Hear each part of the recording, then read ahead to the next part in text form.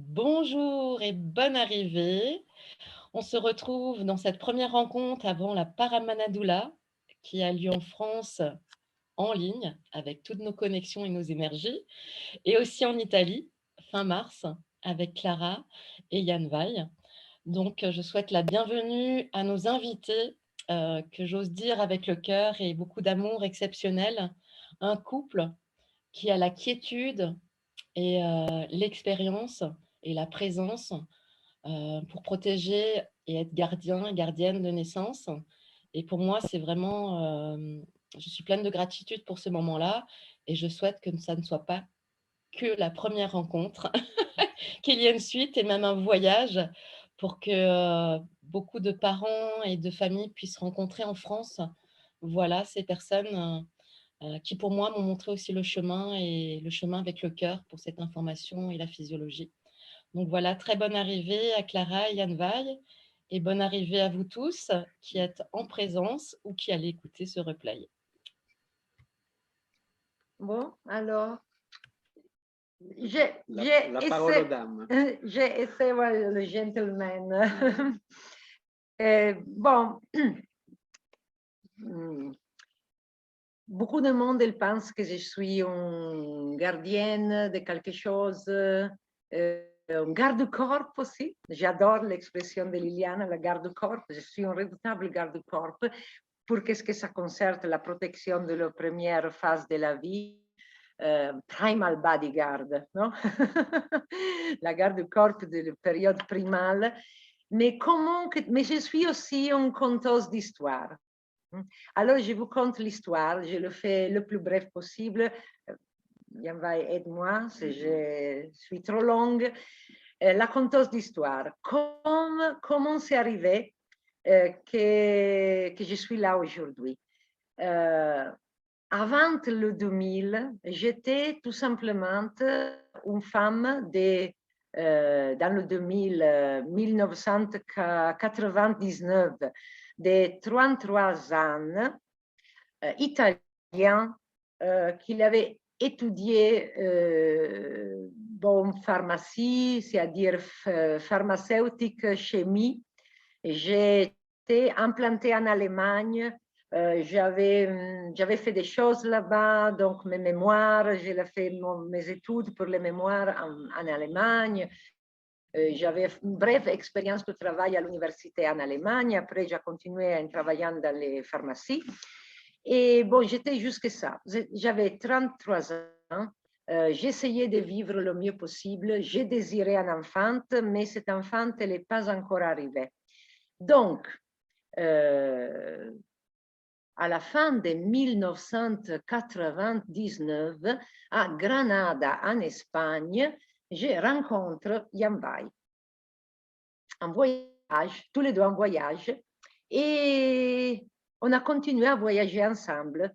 Et au Maroc, un mois et demi après, un enfant il est arrivé. Et j'étais enceinte.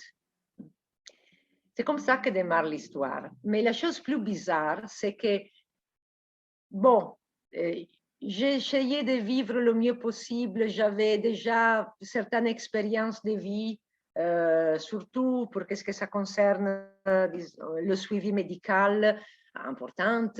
Je savais quelque chose. Je savais que notre société, il y avait quelque chose que ça ne marche pas. Ça, je le ressenti quand même. C'était pas le mieux. Les conditions pour vivre, ce n'étaient pas le mieux. Et donc ça, c'était clair. Mais quelle surprise de me retrouver enceinte et de, sans rien savoir, et de me sentir bien et de vouloir continuer à me sentir bien et de pas faire ce que tout le monde le fait. Donc, pas de contrôle, pas de suivi médical de la grossesse. Au contraire, notre souci, on était où on va se mettre. On était déjà en voyage. On avait une idée. On va sur une île loin. Donc, on a concrétisé ça.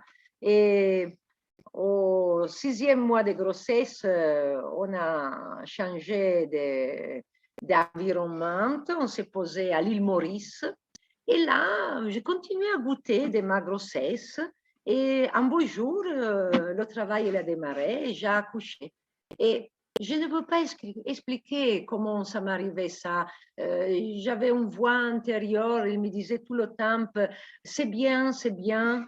Et donc, j'ai désobéi et mon acte, c'était comme ça, goûter la grossesse et tout simplement, à la fin de la grossesse, accoucher. Sans appeler personne.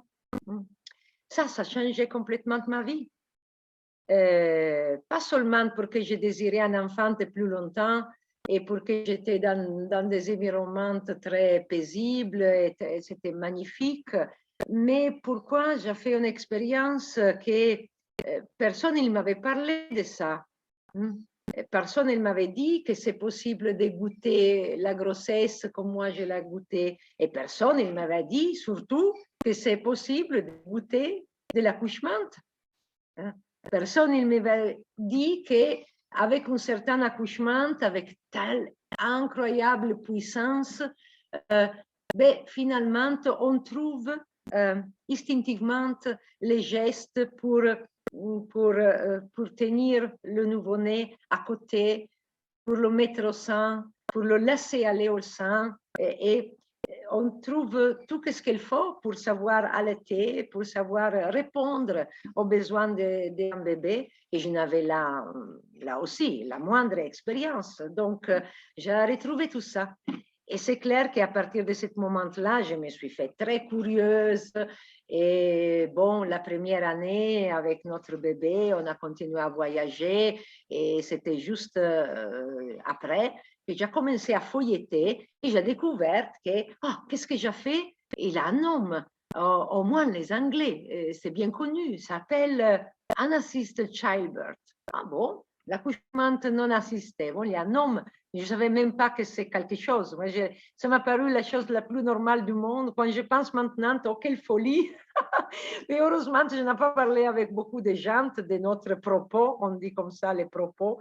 Et voilà, le premier temps, j'étais curieuse, mais je suis restée, je dis, un peu coincée dans le milieu alternatif, surtout anglophone, mais pas seulement anglophone, qui fait la promotion de l'accouchement naturel, comme dit Michel Audin, brillamment, ou encore plus, très alternative, qu'elle faisait la promotion de l'accouchement non assisté. Voilà, c'était bien. J'ai trouvé quand même des histoires que c'était un peu comme la mienne, ça m'a rassurée. Mais c'était au moment que je me suis, j'ai plongé dans les livres de Michel Audin, que finalement, et j'étais enceinte la 3e fois, j'ai dit, regarde, génial. Et qu'est-ce qu'elle écrit? Ça correspond. Ça correspond à peu près à ce que j'ai vécu, à ce que c'est. Et donc, j'avais une idée dans la tête, c'était le 2005, j'avais cette idée dans la tête, je veux le rencontrer, je veux le rencontrer. Qu'est-ce qui s'est passé? C'était qu'à la fin de 2005, j'ai accouché pour la 3e fois. Après, j'ai eu besoin de quelques mois pour me dédier à mon bébé. Juin 2006, j'essayais de voir quelles possibilités il y avait pour le rencontrer. Et j'ai vu s'impliquer de voyages, investir de l'argent, qu'on n'avait pas grand-chose à ce moment-là. On avait 3 enfants petites et donc j'ai vu qu'il y avait la possibilité d'écrire un email. Je suis tombée sur une adresse email de Michel et je lui ai écrit moitié juin 2006. Et il m'a répondu tout de suite. 24 heures à un certain Clara de l'Italie. Elle me propose des dates pour un stage en Italie avec moi comme interprète. Et c'est comme ça qu'on a démarré. Janvier 2007, le premier stage avec Michel, 2 jours en Italie, 25 personnes. Moi, Yan Vai, les 3 enfants, la plus petite de 13 mois, toujours sur moi, moi interprète la première fois. Et à partir de ce moment-là, on ne s'est jamais coupé.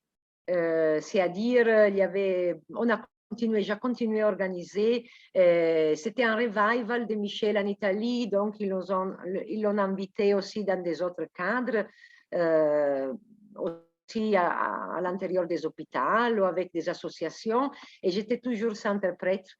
Et là, bon, un beau jour, j'ai eu l'idée géniale de me rendre à Londres pour connaître Liliana. Je suis tombée amoureuse de Liliana. Et là, j'ai organisé 3 stages avec Michel et Liliana en Italie. Après ça, ils sont pouvus, c'est-à-dire, il y avait des problèmes de déplacement de Liliana, il y avait tout un tas de choses. Et j'ai continué à les fréquenter, surtout Michel, et voilà. Qu'est-ce que c'est arrivé encore? C'est qu'un beau jour, Sylvie, qu'elle était en train de vivre à côté de l'ancienne maison de ma belle-mère, bon, j'ai eu l'occasion de la rencontrer. Elle avait belle petite et regarde, on est là. Le résultat de ces contacts, entre autres choses, c'était que Sylvie, elle a ressenti la pulsion irrésistible d'organiser quelque chose avec Michel et Liliana. Elle a démarré à faire ça. C'était un des résultats. Voilà. Et ça, c'était, qu'est-ce que j'avais à dire? C'est toujours été comme ça pour moi. C'était prendre soin de mes enfants, apprendre de ça, apprendre à côté et répondre à les gens qui de tout de suite, ils ont commencé à me poser des questions. C'était tout de suite comme ça. Au début, je pouvais donner certaines réponses. Au début, c'était juste, je me limitais à partager notre expérience, aussi avec Yann ensemble. Et maintenant, après toute cette année et toute la gente qu'elle me sollicite, voilà, je suis franchement au service 24 sur 24, 7 sur 7, dans toutes les possibilités. Au téléphone, en personne, après, pendant, avant, pendant et après l'accouchement, organisant des initiatives comme le Paramanadoula et autres choses, encourageant toutes les personnes qui sont un peu impliquées dans la naissance pour partager qu'est-ce que c'est important et qu'il faut vraiment protéger la première période de la vie. C'est important et le résultat, c'est qu'on est récompensé par une joie. C'est la joie de voir la puissance de la vie en action. C'est la joie de voir qu'est-ce que ça arrive quand on est épargné par des conditions qui sont dishumaines. Voilà. C'est très important au début de la vie. Donc, pour moi, je suis tout le temps remplie par la joie de voir qu'est-ce que cette bébé et leur mère et même la famille. J'ai tout dit. Alors, qu'est-ce que je peux ajouter, moi, comme expérience d'homme dans tout ça? Vu qu'on est dans un environnement éminemment féminin, déjà entre nous. Quand j'ai rencontré Clara, j'étais un jeune homme de 24 ans et j'avais jamais eu d'autres relations longues avant. Et je peux pas dire que on peut parler de relations longues quand on s'est rencontrés, vu qu'on a eu notre enfant déjà après un mois où on s'est rencontrés. Mais souvent, on me demandait comment est-ce que vous avez choisi de faire certaines expériences, qu'est-ce qui vous a amené à ça, est-ce qu'il y a eu des livres en particulier, des réflexions particulières. Moi, je dirais que ce qui a caractérisé notre expérience, c'était qu'on a été béni quelque part de nous laisser guider par l'instinct et surtout le plaisir. Et ça, je pense que c'est quelque chose d'essentiel parce que c'est intéressant parce que Michel Audin a souvent fait un lien entre le conditionnement culturel dans lequel baigne l'humanité actuellement et un livre très particulier pour notre culture qui a eu une influence à un niveau mondial, la Bible. Et dans la Bible, on dit que quand l'être humain est sorti, a été mis dehors du paradis, il y a eu deux choses importantes qui ont changé. L'une, c'était que la femme aurait dû accoucher dans la douleur, et l'autre, que l'homme aurait dû suer son pain. Donc, on est dans une culture qui est à la base conditionnée pour vivre la fatigue, que la vie c'est fatigant, parce que manger son pain, ça veut dire qu'il faut semer le champ et tout le nécessaire pour arriver finalement à cuire son pain. Et d'un autre côté, la douleur, que d'une manière ou d'une autre, la vie commence dans la douleur et donc la vie en soi est douloureuse.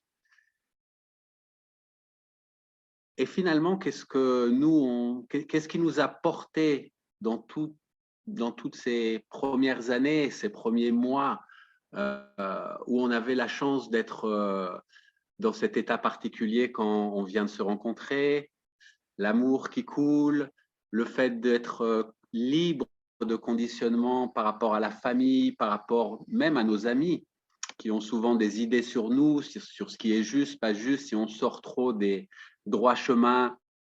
Même les amis, ils nous font des remarques pour nous dire ça va pas, c'est pas comme ça qu'on fait.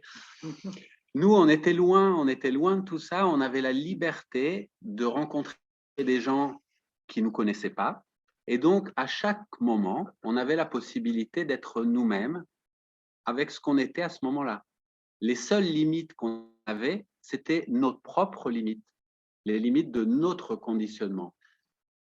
Et donc, je dirais qu'on a tout simplement chevauché le plaisir de dire c'est merveilleux, il y a une vie qui arrive. Moi, je n'étais pas du tout prêt, j'avais même jamais pensé à avoir des enfants avant de connaître Clara. Et là, la vie m'a béni de me dire, bon, toi, tu penses que tu n'es pas prêt, mais finalement, tu es prêt. Donc, voilà, il arrive. Et on a une autre bénédiction, c'est le fait que après quelques mois de voyage ensemble en Afrique, moi, je souhaitais continuer de voyager en Afrique et Clara a senti que l'Afrique, ça devenait un peu difficile pour elle enceinte. Et donc, elle a choisi de rentrer en Europe.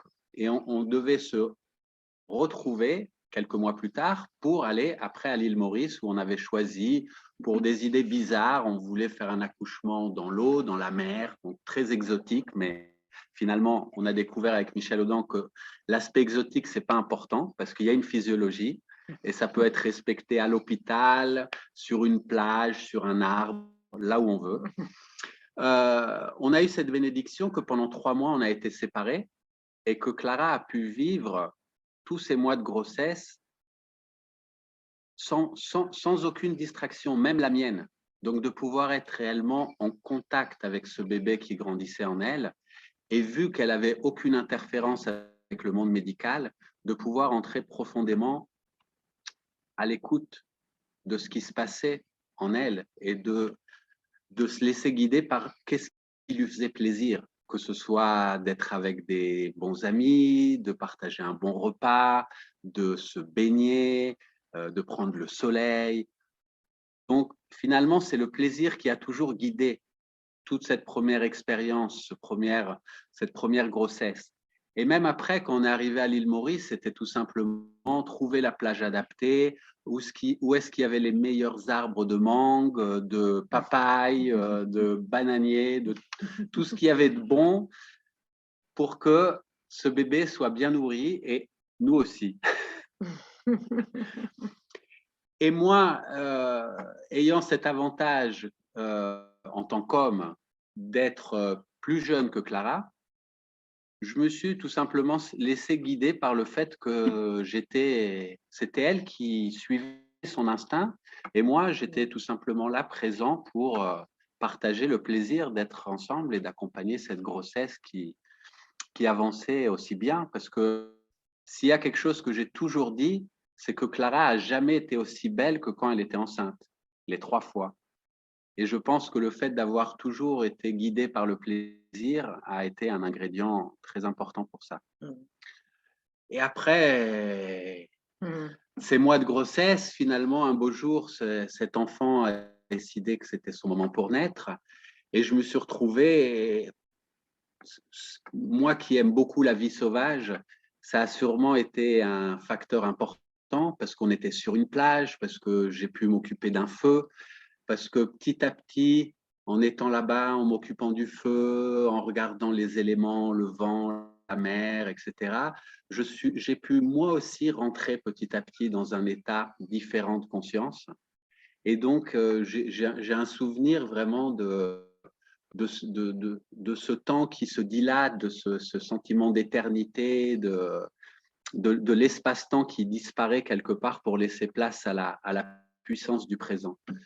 Et donc, j'ai pu vraiment goûter cette expérience, ce qui m'a permis par la suite de pouvoir accueillir et accepter des expériences différentes pour les enfants suivants, où Clara a choisi des expériences beaucoup plus solitaires, où c'est elle qui a accouché seule et moi, j'étais tout simplement présent, mais avec un pas en arrière, tout simplement pour être une présence qui puisse la rassurer qu'elle n'était pas seule, mais en même temps, c'était elle qui faisait son voyage sans avoir besoin que je sois là, vraiment proche, à côté. Et donc, finalement, c'est ça qui nous a guidés pendant toutes ces premières années. Et ces premiers enfants qui sont arrivés, c'était vraiment de nous laisser guider par ce plaisir.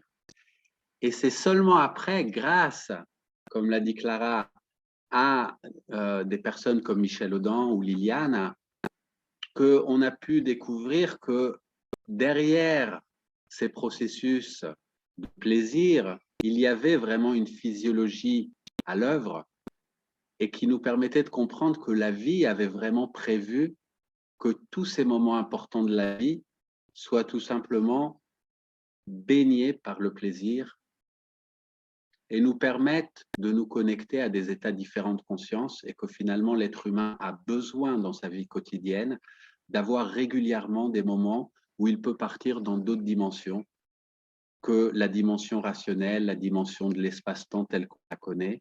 Et à ce moment-là, on s'en retrouve nourri et ça va inspirer et nourrir notre quotidien. Donc voilà ce qui a été mon expérience en tant qu'homme et je suis vraiment profondément touché d'avoir pu vivre ça et profondément touché que j'ai pu être guidé par Clara pour pouvoir m'abandonner à cette expérience que j'étais certainement pas prêt de pouvoir en avoir conscience à l'époque. J'ai tout simplement pu la vivre. Donc j'ai eu cette capacité de la vivre, mais j'étais pas en mesure de la comprendre encore à l'époque.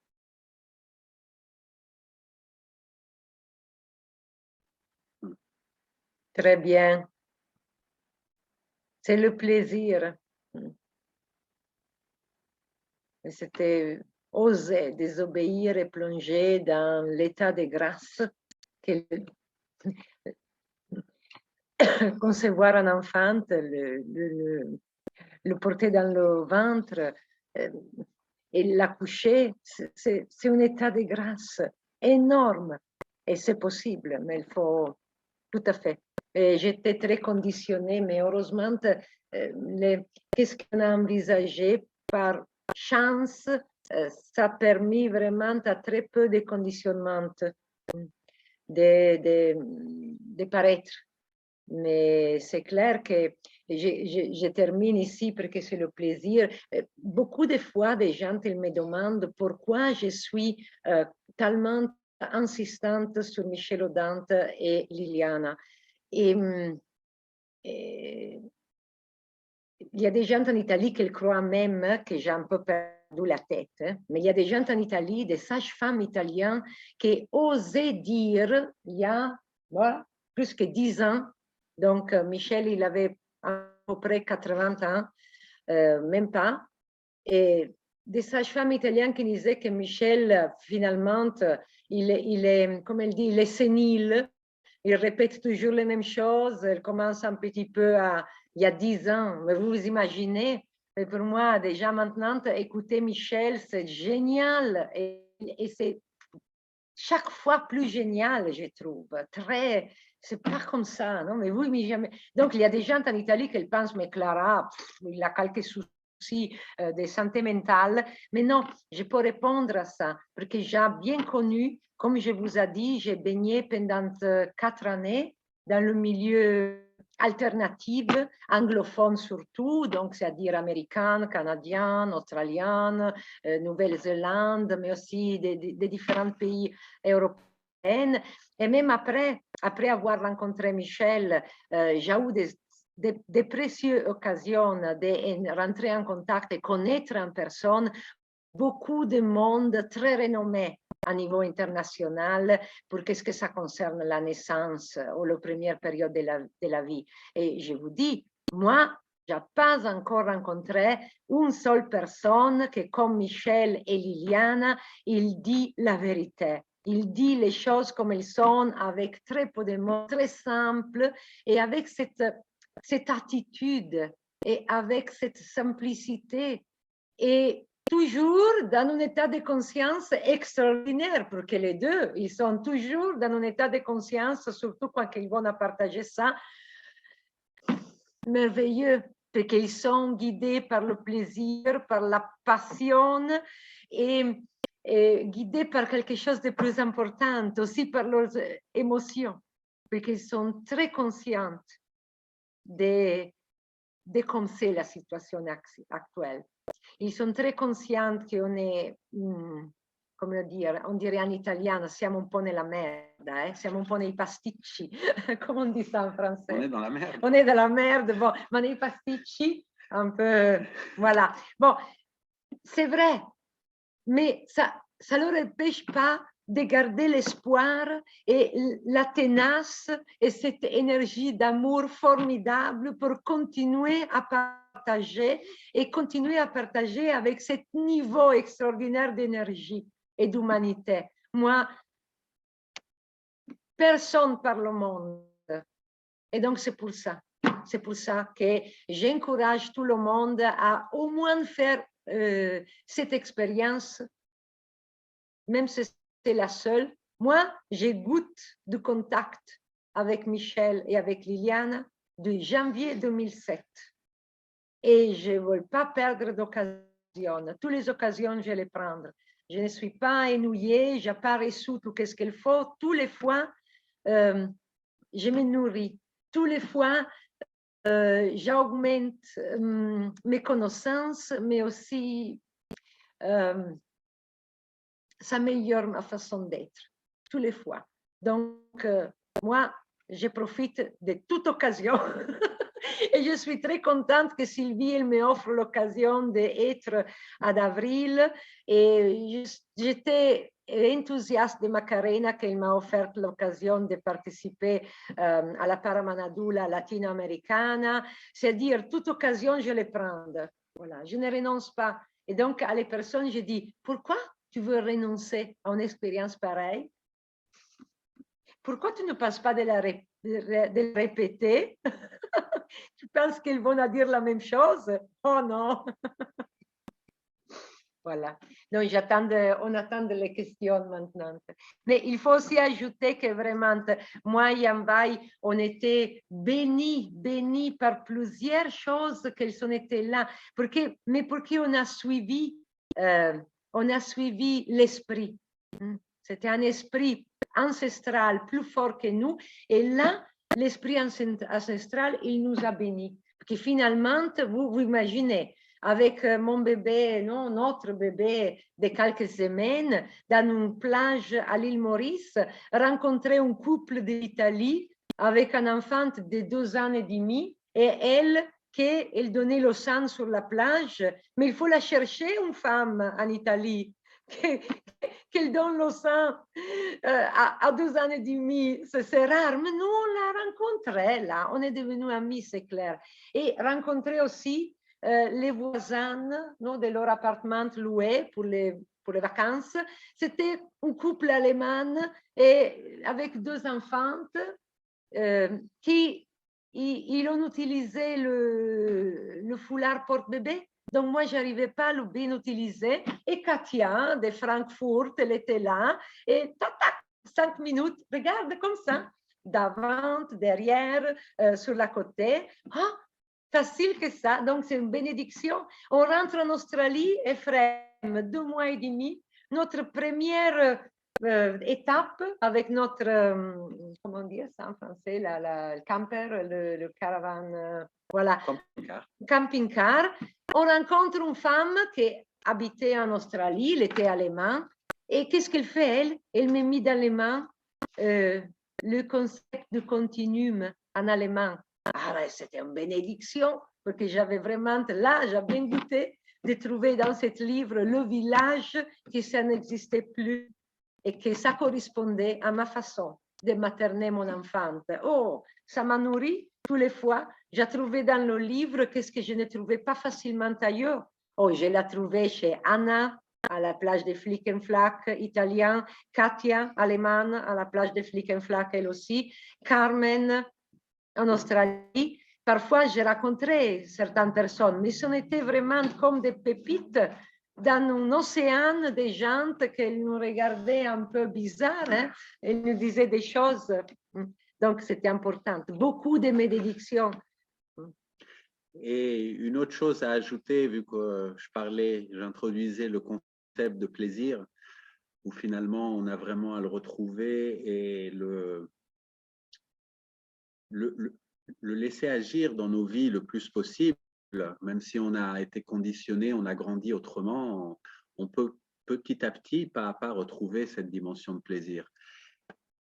Au début, on était tout simplement plongé dans l'expérience de la grossesse, l'expérience de l'accouchement, avoir ce bébé petit et le plaisir d'être avec lui.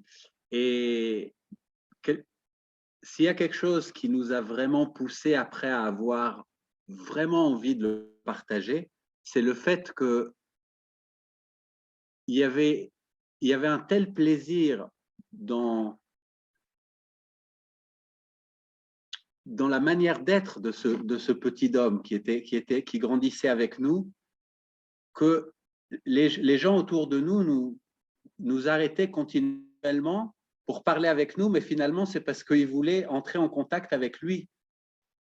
Parce que quand on voit un enfant qui est vraiment nourri et satisfait, il émet une telle lumière. Et ça, au début, c'était notre enfant, mais après, on a pu voir que ce n'était pas un ingrédient particulier de notre enfant. Tous les enfants qui sont nés comme ça et qui ont pu grandir comme ça émettent cette lumière, ont une confiance dans la vie, regardent les gens droit dans les yeux. Ils n'ont pas peur d'entrer en contact avec d'autres êtres humains parce qu'ils n'ont pas été blessés. Et donc, ils n'ont pas besoin de mettre de la distance entre eux-mêmes et les autres. Et donc, c'est les gens eux-mêmes qui continuaient à venir nous rencontrer et nous côtoyer pour entrer en contact avec ce petit être humain tellement heureux de vivre, avec 3 t-shirts parce qu'on était en Australie et qu'il y avait besoin de rien d'autre. Il n'y avait pas besoin de poussettes, il n'y avait pas besoin de jouer, il y avait besoin de rien du tout parce que c'était suffisant d'être vivant au milieu de la nature et tout le bonheur était là présent. Et donc après, premier enfant, deuxième enfant, troisième enfant, ça a nourri des questionnements. Qu'est-ce qu'on était en train de vivre? De rentrer d'Australie après avoir baigné dans ces mois de plaisir avec cet enfant et tout d'un coup d'atterrir en Europe et de voir ce qui se passait pour les autres familles, comment ça pouvait être difficile d'avoir un enfant, de l'accoucher, d'être avec lui. Tout d'un coup, ça a amené le désir de le partager, le désir de comprendre encore mieux qu'est-ce qu'on avait vécu et comment c'était possible de le partager à d'autres, comment c'était possible de trouver les mots justes pour permettre à chacun, à son rythme, de retrouver la voie.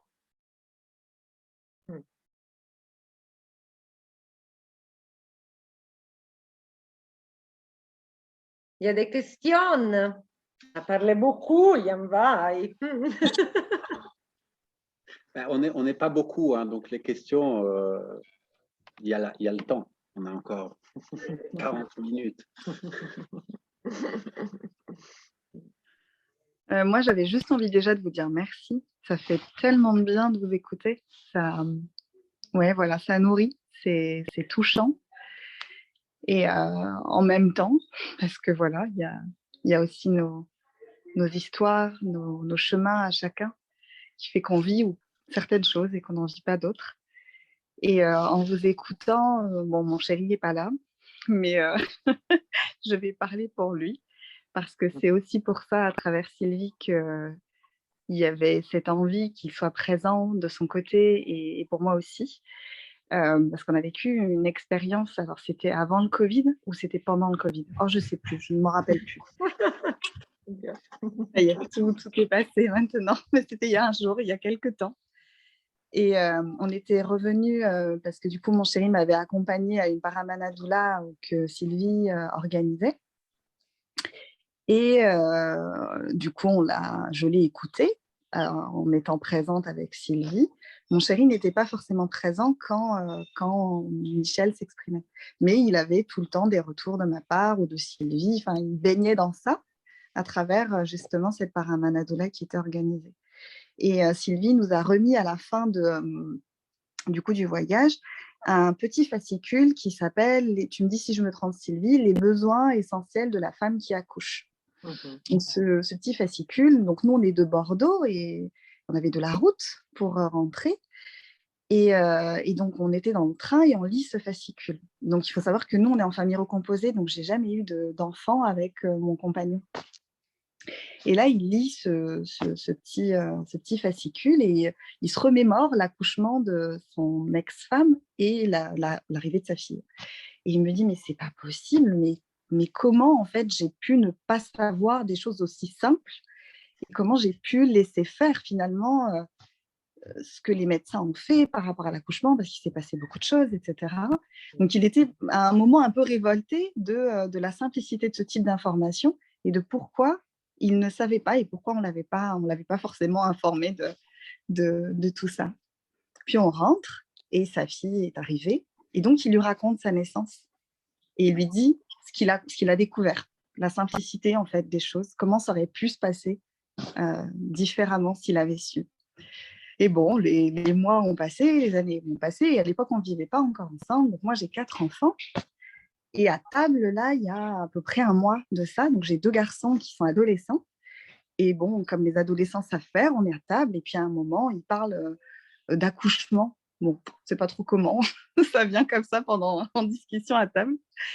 Et là, il intervient et il se rappelle du livre, enfin du petit fascicule. Et il leur explique que voilà, quand on est un homme, voilà ce qu'on peut faire pour sa compagne.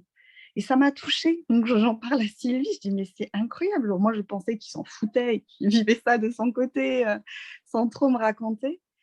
Et en fait, le fait de se rappeler de la simplicité de l'accouchement redonne sa pleine place, j'ai l'impression en t'entendant Jan Vai, aux hommes, aux compagnons des femmes. Et qu'en fait, d'être dans ce truc très médical, très aseptisé, c'est difficile pour un homme d'y trouver sa place. Déjà que nous-mêmes, en tant que femmes, on ne la trouve pas forcément. Alors pour le compagnon, c'est, je trouve, encore plus difficile. Mais dès que la possibilité d'accoucher naturellement, de suivre son plaisir, de suivre son instinct est là, c'est un fan de Koh-Lanta, par exemple, mon chéri. Il adore les trucs naturels. Il n'aimerait pas que je dise ça, mais bon, il n'est pas là, j'en profite. Et c'est vrai que naturellement, je pense qu'ils ont ça en eux, mais dès qu'il s'agit de la naissance, de l'accouchement, de leur compagne, etc., ce sont les peurs qui sont activées, pour les deux d'ailleurs, pour la femme, mais encore plus pour les hommes aussi, qui sont invités à ne rien faire, à être spectateurs de quelque chose et de ne jamais laisser parler finalement leur plaisir, leur instinct, ce qui les amènerait finalement à peut-être vivre un peu ce que toi tu as vécu, Jan Vai. Je ne sais pas ce que tu en penses, mais voilà, moi ça m'inspire ça, ce que tu as dit à travers ta narration. Oui, moi, ce que je peux dire, c'est que je me sens béni d'avoir pu le vivre d'avoir eu les conditions et une certaine lenteur, même si on ne peut pas parler d'un accouchement long, mais quand même suffisamment long pour me permettre petit à petit d'entrer dans un état de conscience différent. Et si ça avait été plus rapide, ça aurait été trop rapide. Je n'aurais pas pu rentrer parce que moi, je ne suis pas porté par les hormones. Donc, c'est quelque chose de différent, mais cet état est contagieux et donc il peut se transmettre. Et donc, petit à petit, j'ai pu y rentrer. Maintenant, c'est clair que finalement,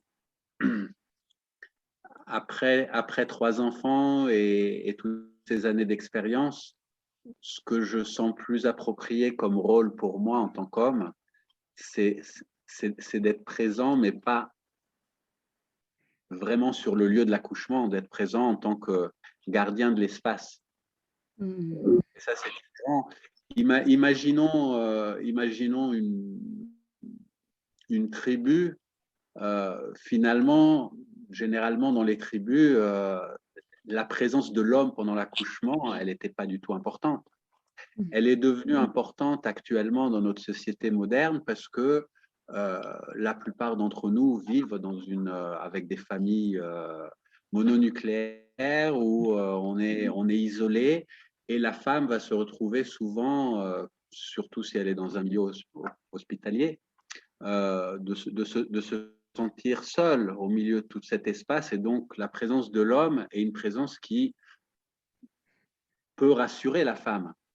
Mais finalement, il ne faut pas oublier, vu qu'on est en train de chercher à nouveau quelle est réellement notre nature profonde en tant qu'espèce, que dans le lointain passé, la présence de l'homme n'était pas importante pour l'accouchement. Donc, en fait, l'homme a trouvé sa place dans cette situation particulière, mais sans oublier que réellement, sa présence, elle n'est pas si nécessaire que ça. Elle est nécessaire en tant que présence rassurante pour sa compagne, mais pas parce qu'il doit faire quelque chose. Tout simplement parce que sa compagne doit sentir que l'espace dans lequel elle est, que ce soit à l'hôpital ou à la maison, il est protégé. Et à ce moment-là, l'homme a réellement trouvé son rôle. Mais c'est un peu difficile de protéger dans certains milieux. Et le fait, c'est que finalement, la chose plus importante à retenir, moi, je suis comme Liliana. Liliana aussi, elle n'a jamais accouché complètement seule. C'est-à-dire, la dernière fois, c'était à peu près comme ça, parce que Michel, elle ronflait. On a écouté l'histoire sur le canapé. Et donc, elle a découvert, c'est encore mieux, ce ronfle. Parce que finalement, il ne faisait pas grand-chose, mais il avait la tendance à paraître, non, du moment que le bébé venait de naître. Et là, mais ronflait.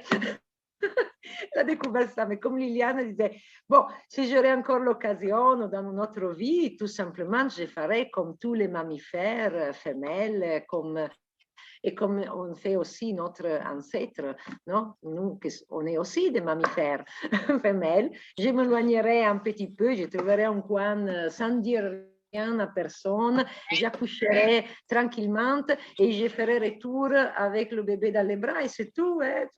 Ça, c'est...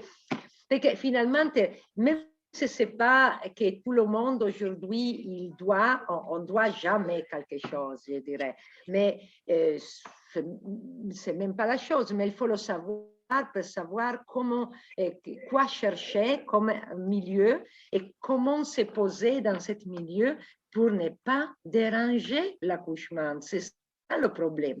Non? Donc, parce que finalement, l'accouchement en lui-même, il n'a pas du tout besoin d'être socialisé, ce n'est pas de sa nature. Donc, si on le fait, il faut quand même savoir comment ne pas déranger.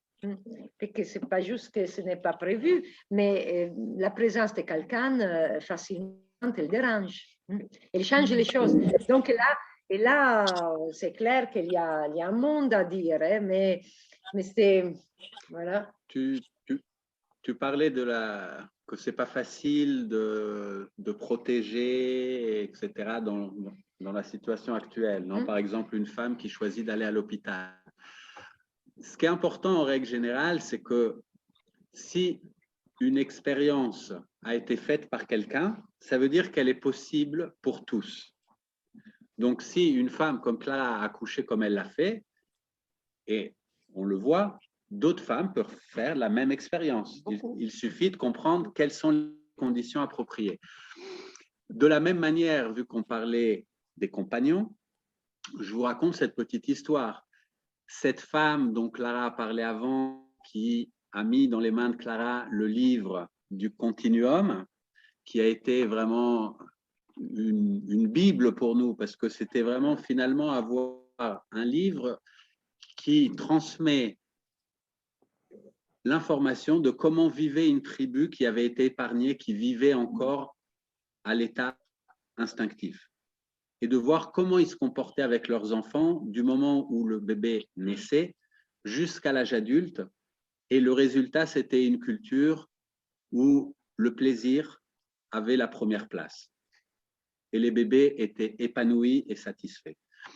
Donc, cette femme met ce livre dans les mains de Clara et on est devenus amis et ils nous ont partagé un peu de leurs expériences. Et en particulier, ils avaient eu un enfant et ils nous ont partagé l'expérience de la naissance de cet enfant. Donc, ils étaient en Allemagne à l'époque, après ils ont été habités en Australie et ils voulaient accoucher à la maison et il y avait une sage-femme qui les accompagnait. Elle avait 41 ans, premier enfant. Pas la sage-femme, hein? La nouvelle mère. Et au bout de 17 heures de travail, la sage-femme ne se sentait plus à l'aise de les accompagner à la maison. Donc, ils ont décidé d'aller à l'hôpital. Ils sont arrivés à l'hôpital et ils ont tout de suite commencé à lui poser des questions. Quel âge avez-vous, papa? À ce moment-là, le mari, il a bien montré comment on peut protéger sa femme dans n'importe quelle situation, même dans un accouchement qui a déjà commencé, où il y a déjà eu 17 heures de travail à la maison. Il a dit, non, nous on est ici pour accoucher, les papiers après. Donc, il a répondu à aucune question. Elle a accouché très rapidement et dès qu'elle a accouché, ils ont voulu s'approcher pour faire des choses. Non, nous on est venus juste pour accoucher, on signe les papiers et on rentre à la maison. Tu as oublié un petit détail, ou deux, trois. Donc, c'est important de savoir que la sage-femme, il n'avait pas prévenu qu'il avait mis comme protocolaire cette 17 heures, parce qu'elle était trop vieille. Il a dit à certains moments, elle est partie. Hein? Ils sont restés toutes seuls à prendre la décision. Alors, tous les deux, ils n'étaient pas bien à rester à la maison. Il y avait 2 heures de voiture pour rejoindre l'hôpital. Et malgré l'abandon de la sage-femme, le fait de devoir prendre une décision et les 2 heures de voiture, au moment qu'ils sont arrivés à l'hôpital, le bébé il était presque prêt à naître. Mais là, avant, il a dit, bon, à l'accueil, tout de suite, non, le bébé vient de naître, donc nous, on y va, les détails, les papiers, la bureaucratie, on le fait après. Donc, personne ne savait l'âge de cette femme. Bien sûr, elle était proche d'accoucher, mais ils étaient déjà prêts à faire quelque chose. Lui, il s'est mis d'avant en disant ça, on est une secte. Non? Dans notre secte, personne il doit toucher le bébé, juste la mère. Et donc, il s'est posé là. Vous imaginez l'équipe médicale qui regardez déjà un couple arrivé au dernier moment, jamais vu avant. Ah, comment cet homme qu'il dit, nous, on appartient à une secte, on adhère à une secte, et dans notre croyance, il n'y a que personne, juste la mère, elle doit toucher le bébé. Donc là, ils sont restés comme ça. Lui, il était d'avant. Entre-temps, le bébé, il est né. Alors là, le bébé, il est né. Et lui, là, il n'a pas laissé le passage. Il a dit, bon, alors, les papiers à signer, parce que nous, on va rentrer à la maison tout de suite. Donc, c'était protection totale. Mais il y a cette chose-là d'arriver, vous comprenez, Liliana, le profil bas, la tête de bête, cet homme qu'elle disait, oh, on va suivre une secte, tu sais, mais pour pas discuter, non, pour dire, ça n'importe, ils vont nous prendre pour des fous, ça ne nous intéresse rien, non? Le secte, c'était la secte du concept de continuum. même avant. Non, il faut dire que dans l'histoire, il y avait une différence d'âge entre elle et lui. 14 ans. Et ce n'était pas elle la plus jeune, c'était comme moi et Jan Vai, c'était lui le plus jeune. Mais c'est une histoire incroyable, ça explique très bien qu'est-ce que peut faire un homme. Mais il faut arriver à l'hôpital au dernier moment, je dirais. Ça convient.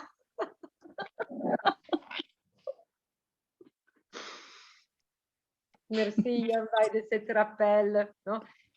C'est juste pour dire qu'il n'y a pas de règles, mais il faut tourner à la simplicité. Il y a des choses, et sont d'une telle importance. Non? Moi, oh mon Dieu, les années, non, tu sais, beaucoup de monde. Vous avez eu de la chance, non? Vous avez eu de la chance, et encore après, j'ai accouché comme ça, j'ai vécu la grossesse comme ça, et j'étais une nourrice comme ça, parce que je suis spéciale, moi, spéciale. Je suis spécialement humain, comme toutes les femmes du monde. J'ai tout simplement accompli, j'ai suivi le plan physiologique prévu pour toutes les femelles mammifères de Homo qu'il y a. Je ne suis pas spéciale. Tout le monde a regardé notre enfant, il est spécial. Il n'est pas spécial. C'est comme ça, les bébés humains. Ils sont comme ça, pas comme les autres. Ils sont comme ça. Des plus petites, ils sont comme ça. Ils ne sont pas les vulnérables, faibles, maigres, non, fortes et ouvertes, enthousiastes. Ils ne sont pas... Les bébés humains, ils sont comme ça. Ils ne sont pas comme les autres. Mais... C'est intéressant que vous parlez justement de vous donner des exemples de mamans qui ne sont pas très jeunes, parce que je pense que probablement c'est une des choses aussi qu'aujourd'hui on écoute souvent, ou les femmes écoutent souvent, genre, attention, vous avez plus de 35 ans, ou Michel qui justement, si je me souviens bien, sa mère avait 35 ans quand il est né. Donc à cette époque-là, c'est comme s'il avait eu 50 aujourd'hui par rapport à ce qu'on a des âges. Et quand il a raconté que tout s'était bien passé, que sa mère lui a toujours dit que c'était le plus beau jour de sa vie quand il est né. Et ça me rappelle ça parce que Clara, si tu disais vous êtes rencontrés, tu avais 33 ans. Donc voilà, tu n'en avais pas 20. Cette femme qui a accouché en Australie avec cette histoire de sexe qui avait 41, comme quoi, c'est quand on n'est pas conditionné, la physiologie, même si Michel le dit souvent parce que c'est un peu un fact, il dit qu'en théorie, on devrait avoir le premier enfant avant 20 ans et après tous les autres, mais que la physiologie, elle marche toujours très bien, même bien plus tard, quoi. Et c'est intéressant parce que j'ai l'impression que ça revient très souvent, où moi j'ai eu on m'a raconté par des amis, tout de suite je sentais qu'on me regardait de travers, que c'était comment ils appellent ça en disant ça un petit peu méchant, c'est pas la grossesse gériatrique, mais il y a comme un mot un peu très moche utilisé. Attempata, c'est comme les... Il y a des mots, mais ce sont des mots... Mais vous savez, c'est tout simplement comme ça. Dans le livre écrit par Michel, dans le lointain 2008, je crois, ou même avant, la césarienne, il y a le chapitre en français, je ne sais pas comment il est mis, mais en anglais, c'est génial, Prenatal Scare. Care, scare. C'est là. Et là, ça commence comme ça, ce chapitre.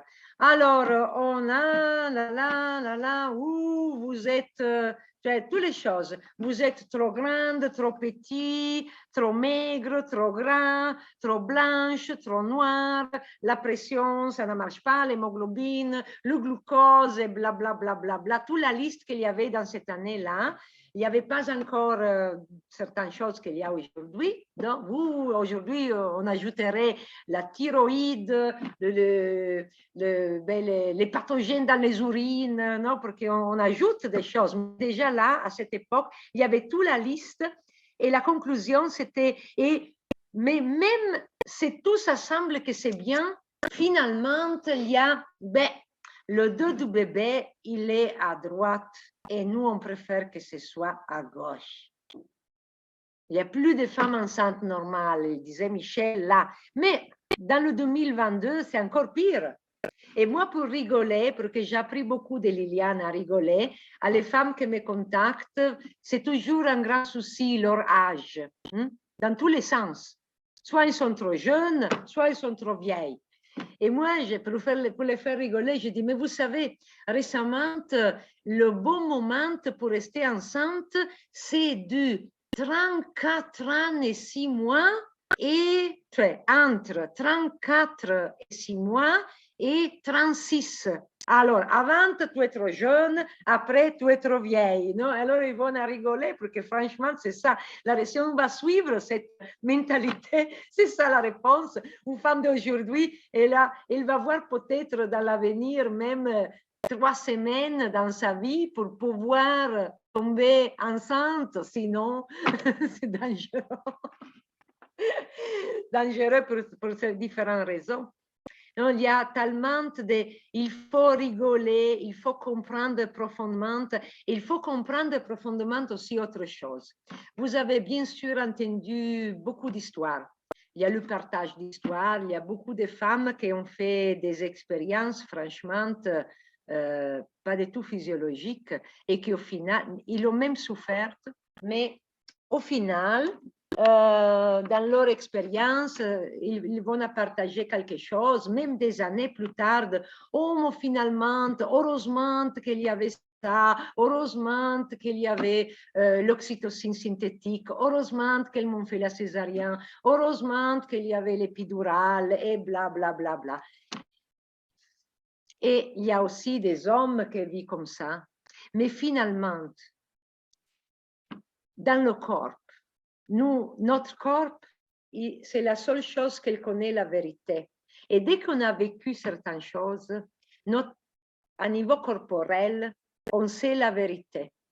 Parce qu'on garde, avec la tête, on peut se compter toutes les histoires possibles, mais là, il y a une vérité. Et le corps, il sait comment il fonctionne, comment ça fonctionne, la grossesse, l'accouchement, l'allaitement et après. Donc, on peut se compter ça n'importe quoi, mais s'il y avait, c'était perturbé. Le corps, il a enregistré que ce n'est pas vrai que ce n'était pas possible, mais dans certaines conditions, ce n'était pas possible. Et ça, ce n'est pas surprenant du tout, parce que ce sont des conditions qui ne respectent pas les besoins physiologiques. Donc, c'est normal. Et alors, même si on dit ça, la vérité, elle est là. Et donc, c'est à dire que dans notre cellule, on sait qu'on a dérangé ou on a laissé nous déranger. Et on sait aussi à niveau cellulaire quelles sont les possibles conséquences. Quoi même, cette expérience de baigner dans la bonheur plus absolue et de rentrer dans le monde pour le bébé qui vient à naître dans un état de conscience cosmique, incroyable, océanique, comme dit Michel, et statique, qu'on ne peut pas vraiment décrire, que c'est un bon point de départ dans la vie, ça, c'était volé. Et les autres conséquences, notre cellule, on le sait aussi, qu'il y a certaines choses qui vont peut-être être difficiles dans la vie. Peut-être, non? On peut se reprendre, mais c'est plus difficile. Et donc, on peut se compter toutes les histoires possibles, mais on sait qu'on s'est rendu complice d'un crime. Ça, c'est le mot de Liliana à la dernière visioconférence, je ne sais pas si c'était en Italie, ou lancée de l'Esven, ou si c'était la latino-américaine, mais Liliane, elle a bien expliqué qu'il refuse d'être engagé et d'accompagner une femme à l'hôpital si la femme il accepte certaines interventions parce qu'il ne veut pas, parce qu'il se veut bien, il veut éviter de souffrir du mal et il ne veut pas être complice d'un crime. Et ça. Donc aussi pour la participation dans certains milieux, on est obligé d'être témoin des crimes et éventuellement impuissante de ne rien pouvoir faire et d'être témoin de crime de certains traitements au nouveau-né, traitements à sa mère, à la femme, qu'ils ne sont pas nécessaires et qu'ils ont été nécessaires pour la générale, culturelle, incompréhension de la physiologie de l'accouchement. Pointe. Et on ne peut pas s'énerver ou être en rage pour ça, mais on a tout le droit de nous protéger. Chacun à sa façon, chacun avec ses compromis, mais c'est protéger de ça, pour que le saveur, comment dire, le goût de ça, c'est très désagréable. Par contre, le goût de l'expérience physiologique, c'est au-delà de la description, de ça n'importe quelle description. C'est un goût célestial. Donc, il faut savoir qu'est-ce qu'on veut avoir dans notre vie. Et moi, je sais que toutes les femmes, tous les couples, les hommes, ils ont envie de le mieux pour leur enfant toi-même. Parfois, ils ne sont pas aussi sûrs pour eux-mêmes, peut-être que c'est secondaire, mais c'est que la nature, ils pensent toujours d'une certaine façon, la nature, elle est organisée d'une façon win-win. Il n'y a pas de compétition et il n'y a que des gagnantes. Donc, une bonne expérience à la naissance pour le bébé, ça va de pair avec une bonne expérience d'accouchement pour la mère et une bonne expérience pour le père pour qu'il est témoin de cette lumière. Et c'est tout. Et ça va de pair avec le fait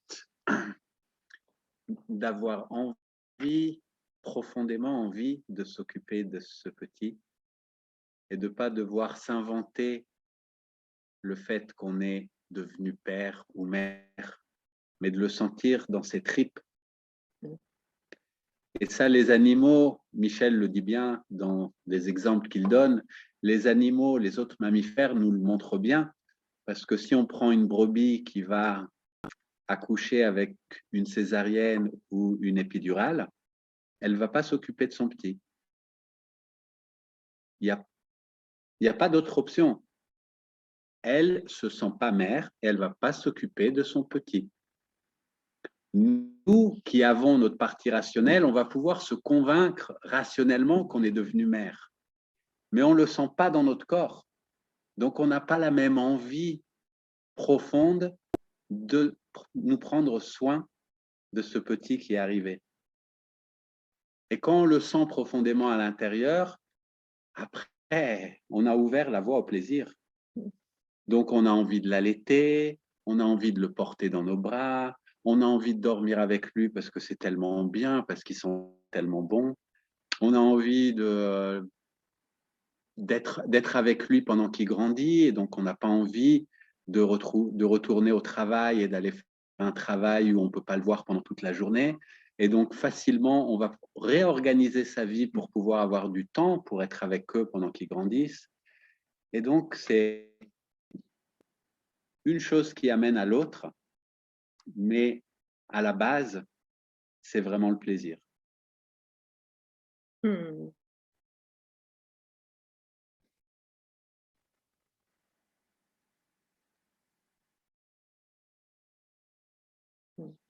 Une autre question?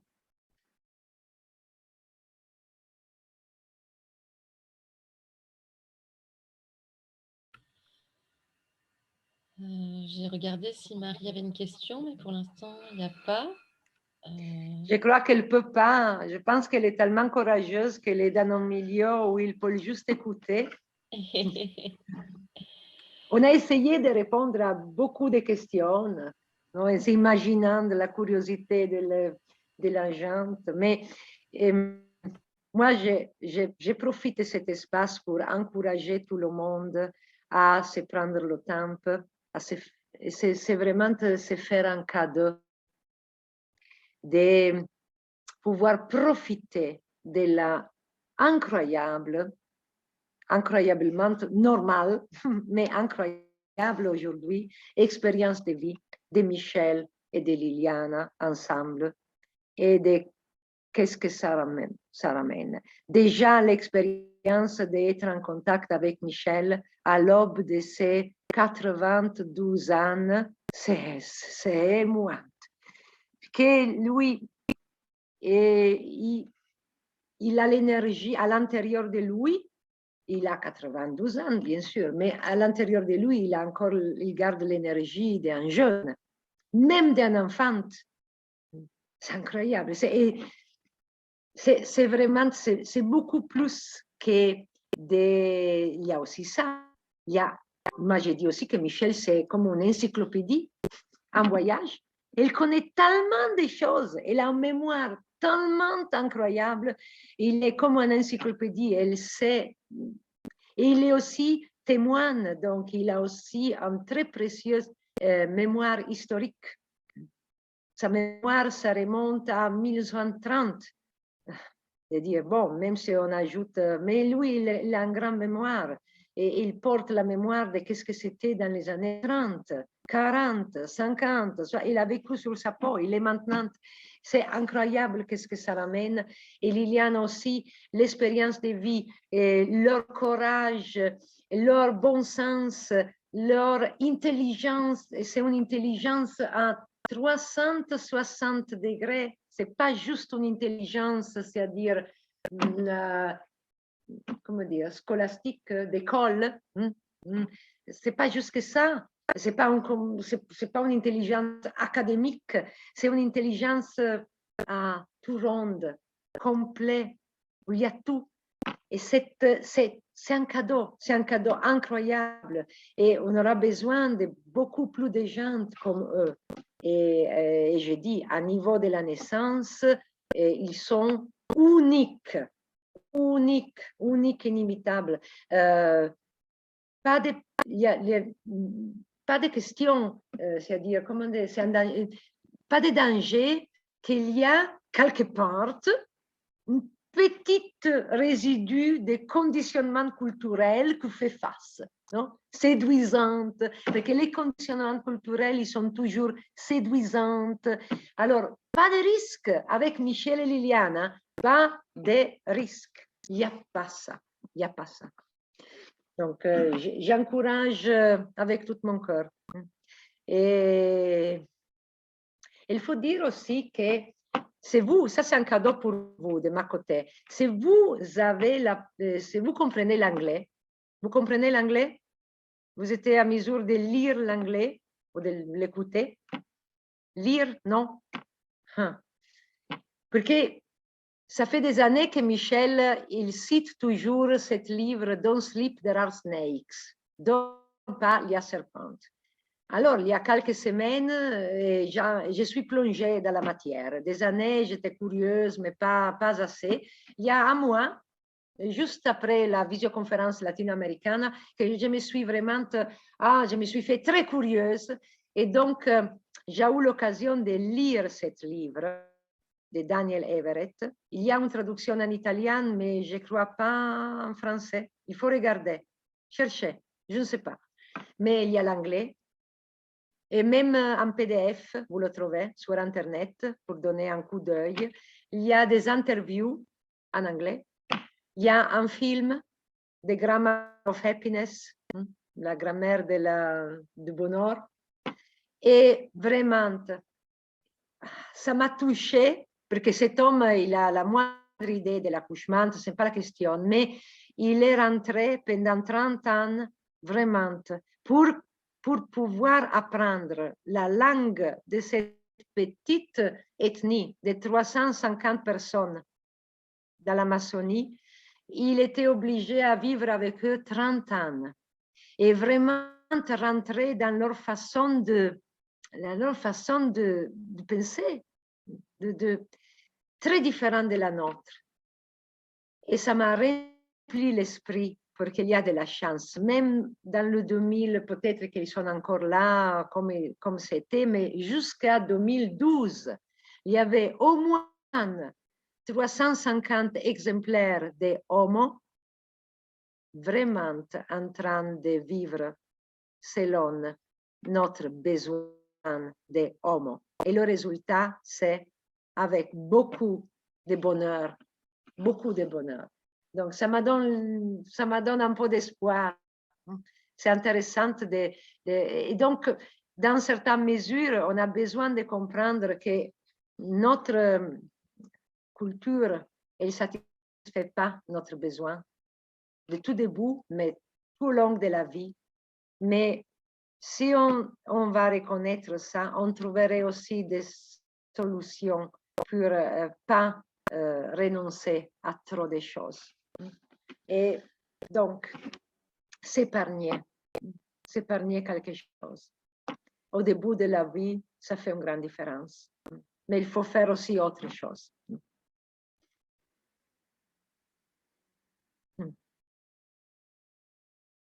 Et je crois que c'est pour ça que Michel, il est tellement connu. Mais, par exemple, Sylvie, il n'y a pas les milliards qui s'inscrivent.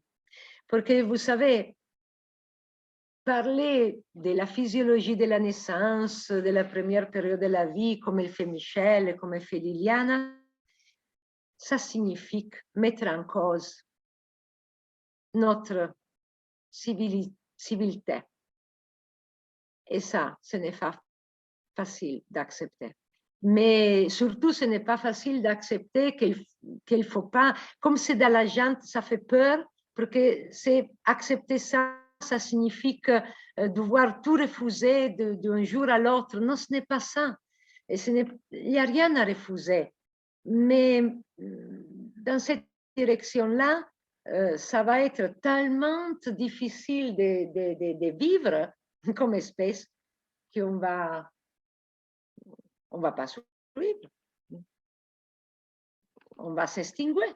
Donc, ça, ce n'est pas grave du tout. Mais moi, par exemple, je trouve que c'est bien. Moi, je me trouve bien. Je trouve bien la présence des êtres humains sur cette planète.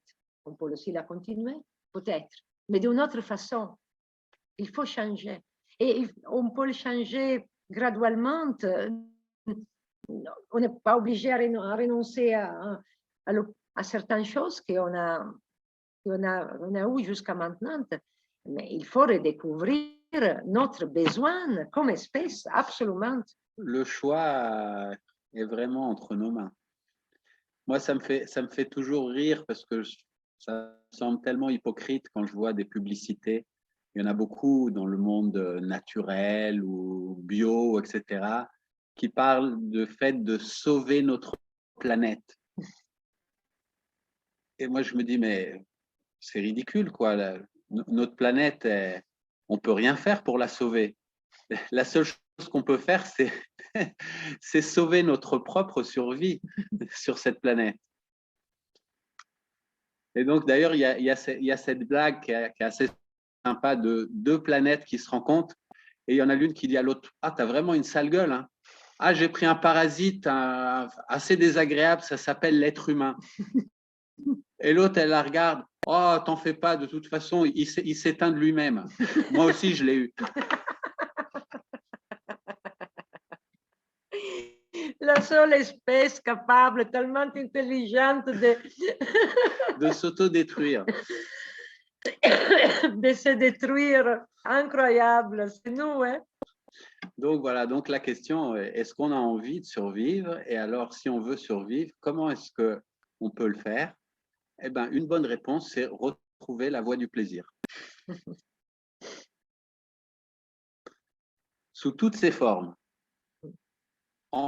Sans oublier que le plaisir suprême, c'est quand on arrive. Et que notre mère, elle est extrêmement contente qu'on arrive et elle a du plaisir à ça.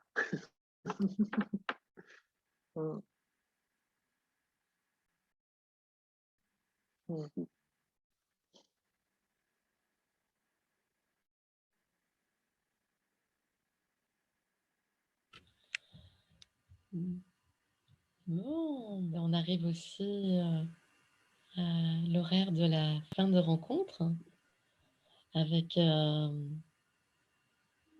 belle respiration d'amour, là. Une belle communion. Et ce continuum. Ouais, moi, je dirais pour un peu ouvrir aussi, de par mon expérience, c'est que moi, comme tu disais, ben, quand j'avais pas envie de voyager et de sortir parce que j'avais pas les moyens d'aller rencontrer Michel et que j'avais une petite fille là, toute fraîche qui venait d'arriver. Et quand je l'ai contacté ben, par mail, et ben, il m'a répondu dans les 2 heures. Ah, on l'entend, ma petite fille derrière. Et hop, ça coupe.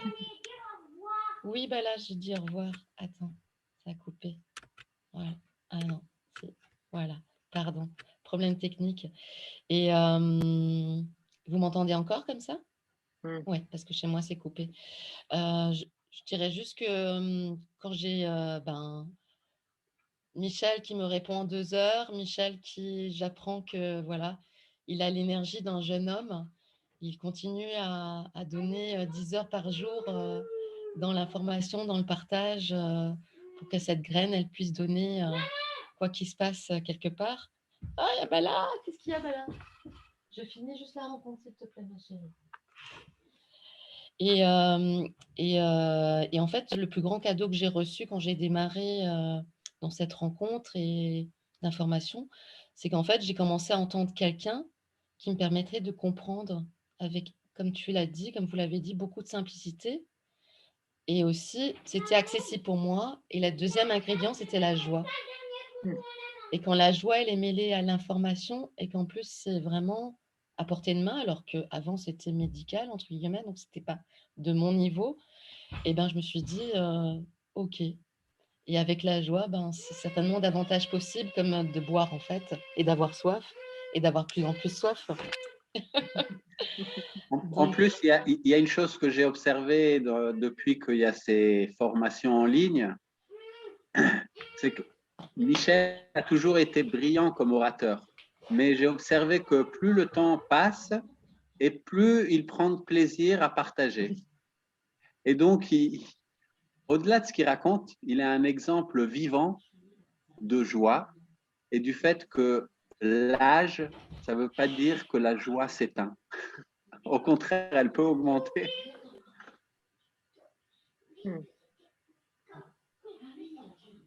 J'espère pouvoir voir Balla un moment. Elle arrive. Non, c'est juste Sylvie. Oh Sylvie, on ne peut pas regarder Balla un moment. La saluer. Je suis désolée, j'ai un problème de son. Je ne vous entends plus, mais vous m'entendez. Et ma petite a un énorme besoin de moi. Je vais vous laisser terminer cette rencontre. Je fais le mieux possible. C'est aussi ça, la vie. Et je vous remercie beaucoup. Merci à toi. Merci à toi, Sylvie, à tout le monde. Voilà. On verra. Mais la vie, elle est maintenant. Donc, moi, je suis contente de la vivre bien dans le moment. Donc, je fais ce que je fais, même si je ne sais pas qu'est-ce que ça va venir dans l'avenir. Ça ne m'intéresse pas. C'est assez. Ça va être suffisant. Parce que l'important, c'est ici et maintenant. Ici et maintenant, chaque joie partagée compte. Merci beaucoup, du fond du cœur, merci. Vraiment, très touchée et envie de continuer sur le chemin de la joie. Moi, je commence tout juste mon chemin de doula ou de gardienne de la naissance, selon comment on a envie de se nommer. Et c'est vrai que ce qui ressort, j'ai fait qu'un seul accompagnement, c'était la joie, mais je pensais que c'était juste un truc en plus. Mais en fait, c'est le chemin, la joie. C'est ça que je suis en train de comprendre à travers vous. Et ça m'aide beaucoup. Merci vraiment, du fond du cœur.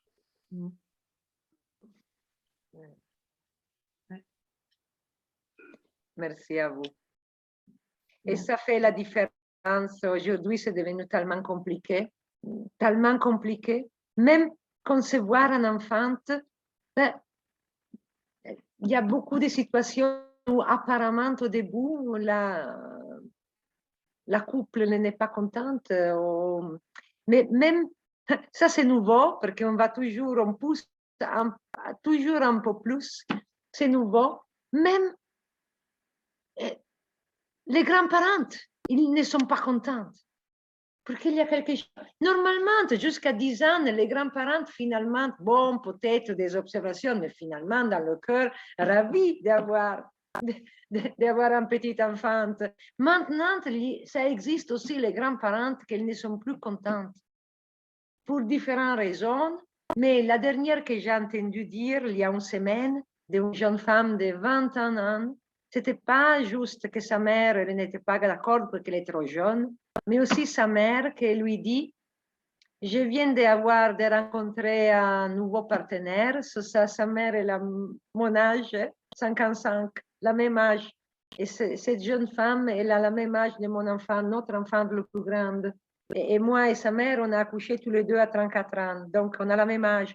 Et cette femme de 55 ans, à la nouvelle que ça va arriver un petit enfant, elle répond première que sa fille, elle est folle parce qu'elle est trop jeune. Deuxième, que finalement, il a rencontré un nouveau partenaire et donc, elle doit s'occuper d'un petit enfant. Mais vous imaginez, ça c'est la dernière frontière, non? 2022. Ah, incroyable! Mais je la rassurais, ta mère, il va changer, tu sais, c'est le choc initial. Ça va arriver. Il va être contente d'avoir un petit enfant. Reste à la confiance. Parle pas trop avec elle. Juste à quel moment-là. C'est incroyable. Je n'aurais jamais imaginé une chose pareille, mais ça existe. Ça existe, même ça. Voilà. On est prêt à nous saluer. Et bon, bah écoutez, c'était agréable de voir des visages connus. Et j'espère que ce sera bien aussi pour tous ceux qui écouteront l'enregistrement. Et voilà. Donc, à une prochaine fois. À bientôt. Et bonne vie jusqu'à là. À vous aussi. Merci encore. Bonne soirée. Ciao. Ciao.